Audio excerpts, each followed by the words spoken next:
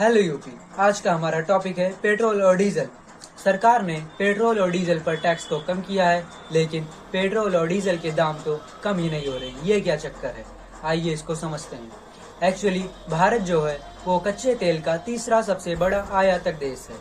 हम अपने कुल मांग का लगभग 85% कच्चा तेल विदेशों से आयात करते हैं और फिर क्या करते हैं, उस कच्चे तेल या क्रूड ऑयल को रिफाइंड करते हैं और फिर अनेक उत्पाद जैसे पेट्रोल, डीजल या अन्य उत्पाद प्राप्त होता है, जिसे हम घरेलू बाजार और वैश्विक बाजारों में या विदेशों में उसको एक्सपोर्ट करते हैं। हाल ही में भारत सरकार ने 2 कदम उठाए हैं। एक पेट्रोल और डीजल पर लगने वाले टैक्स में कुछ कटौती की है और दूसरा जो है वो ऑयल मार्केटिंग कंपनियों पर विंडफॉल टैक्स को लगाया है। इन दोनों बातों को थोड़ा समझते हैं, लेकिन उससे पहले बहुत जरूरी है आप इस बात को समझ लीजिए कि आखिरकार पेट्रोल और डीजल पर केंद्र सरकार द्वारा कौन कौन से कर लगाती है और राज्य सरकार कौन कौन से कर लगाती है।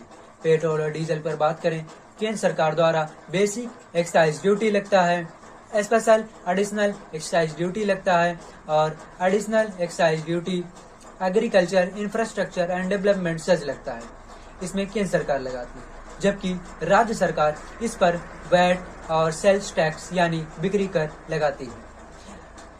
अब केंद्र ने क्या किया है, केंद्र सरकार ने, आप ध्यान दीजिए तो स्पेशल एडिशनल एक्साइज ड्यूटी में इसमें भारत सरकार ने भारी कटौती की है। क्यों की है? ताकि जो ऑयल मार्केटिंग कंपनियां हैं, तेल विपणन कंपनी है, उनको, क्योंकि अभी जो बेस एशिया है वो संकट में है।